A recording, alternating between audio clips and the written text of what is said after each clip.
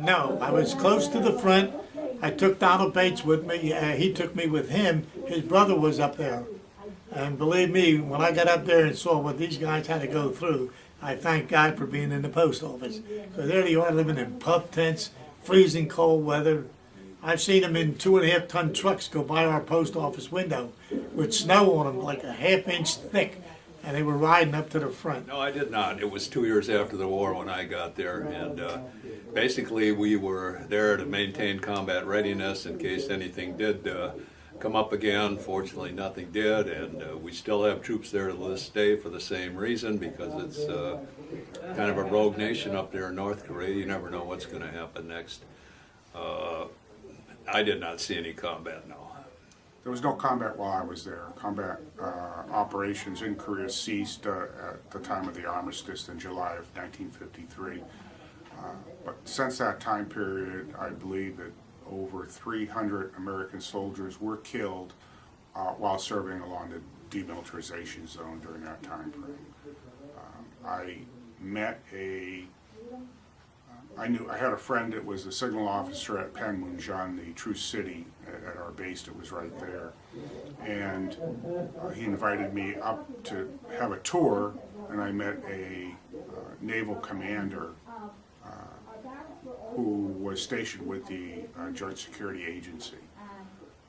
And later that year, he was killed when it was discovered that the North Koreans had dug a tunnel under the DMZ, and he and a number of Korean counterparts went into the tunnel to take a look at the beginning of the tunnel, and while they were down in there was an explosion, and it killed him and a number of other people. No, I didn't, and I was fortunate for that. While I was over there in 1967, I think 1968, is when they took the Pueblo, the spy ship over in North Korea. We were all called to alert, and we just knew we were getting ready to go into combat. However, I got orders that if we did go into combat, that I would be transferred down to Busan, which is the lower part of the Korean Peninsula, and work with the people in the hospitals. Okay. Where did you go from there? Did you see any combat? I was in a combat area. I didn't see any personally. I had a bad experience one time, but that's another story. I had 8 months combat pay. When I landed on the East Coast, they had come back from the Chosin Reservoir by then, but the line was still way up on the East Coast. And then they moved the entire 8th Army, the entire Marine Corps, 1st Division, all the way across the peninsula of Korea to the west coast, to the east coast, to the west coast. And they were starting into the second truce talks at that time. And the line was way down.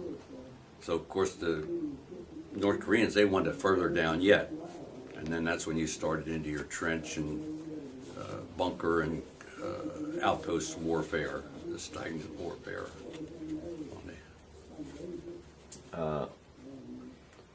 Which battle were you in?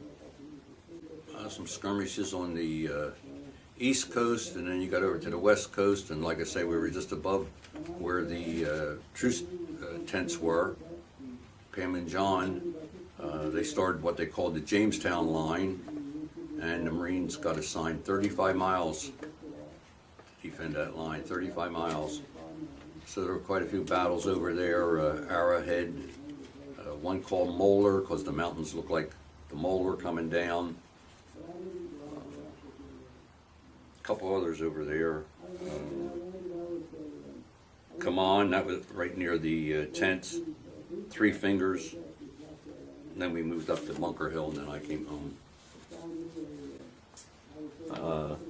What was it like? Dirty. He lived in the ground forever.